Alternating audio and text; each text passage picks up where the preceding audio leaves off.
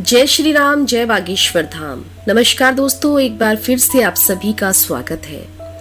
ज्येष्ठ मास के शुक्ल पक्ष में आने वाली एकादशी की तिथि को निर्जला एकादशी के नाम से जाना जाता है। महाभारत काल में भीम ने कठिन परिस्थितियां होने के बावजूद भी जंगलों में रहकर निर्जला एकादशी का व्रत किया था, तभी से इसे भीमसेनी एकादशी भी कहा जाता है। निर्जला एकादशी का व्रत कोई भी कर सकता है, लेकिन किसी भी बीमार व्यक्ति को या फिर दवाइयां खाने वाले व्यक्ति को निर्जला एकादशी का व्रत नहीं करना चाहिए। दोस्तों, निर्जला एकादशी का व्रत सभी एकादशी के व्रत में सर्वश्रेष्ठ माना गया है। इस दिन भगवान श्री हरि विष्णु जी की कृपा प्राप्त करने के लिए निर्जल रहकर व्रत किया जाता है। सिर्फ निर्जला एकादशी का व्रत कर लेने से अधिक मास सहित साल की 26 एकादशियों के व्रत का फल मिलता है।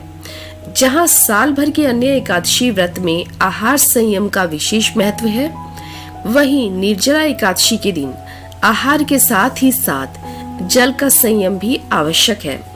इस व्रत में जल ग्रहण नहीं किया जाता है, यानी कि निर्जल रहकर यह व्रत किया जाता है। दोस्तों, निर्जला एकादशी के दिन भगवान विष्णु को पंजीरी और चरणामृत का भोग लगाना चाहिए।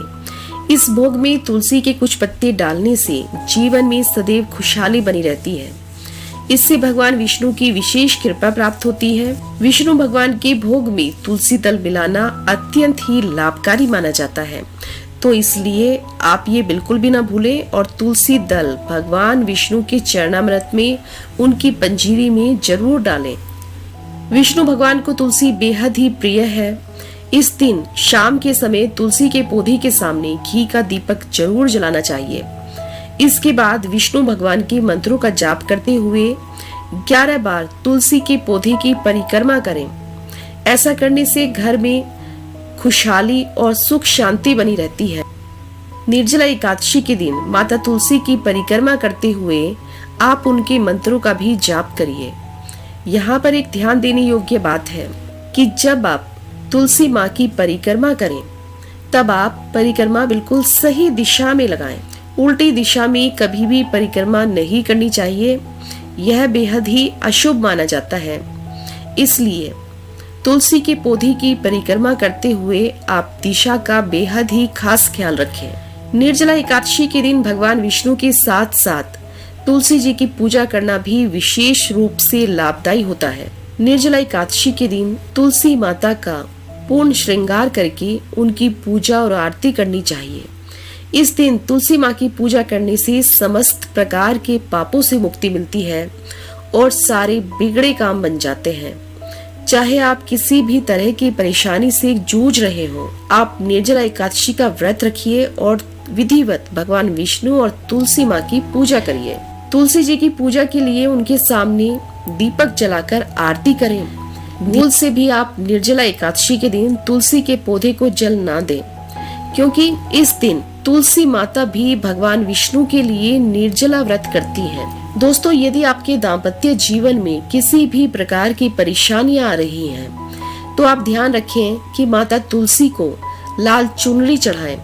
लाल चुनरी सौभाग्य का प्रतीक होती है, इसलिए इसे तुलसी पर चढ़ाने से भगवान विष्णु और माता लक्ष्मी की कृपा सदैव आप पर और आपके दाम्पत्य जीवन पर रहती है। इसलिए आप निर्जला एकादशी के दिन प्रातःकाल जल्दी उठें और स्नान आदि के पश्चात भगवान विष्णु के मंत्र ओम नमो भगवते वासुदेवाय का जाप करें। इस मंत्र का जाप करते हुए यदि आप माता तुलसी की पूजा करते हैं, तो आपके जीवन में सदैव खुशहाली बनी रहती है। और दोस्तों, यदि इस दिन भगवान विष्णु को भोग लगाते समय आप तुलसी के पौधे को भी भोग में अर्पित करते हैं, तो इससे आपकी सभी प्रकार की मनोकामनाएं पूरी होंगी और आपके जीवन में जिस भी तरह की परेशानियां हैं, आपको अपनी सभी परेशानियों से छुटकारा मिल जाएगा।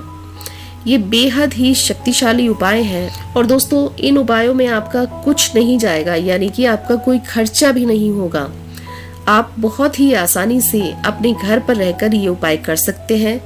इन उपायों को करने के लिए आपको मार्केट से जाकर कुछ भी सामान खरीद कर लाने की आवश्यकता नहीं है।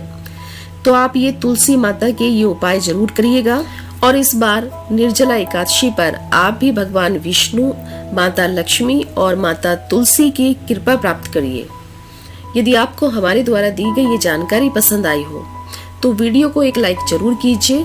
आपसे फिर से भेंट होगी इसी प्रकार की अन्य जानकारियों के साथ। अपना ध्यान रखें, स्वस्थ रहें, तंदुरुस्त रहें। जय श्री राम, जय बागेश्वर धाम, सीताराम, राधे श्याम।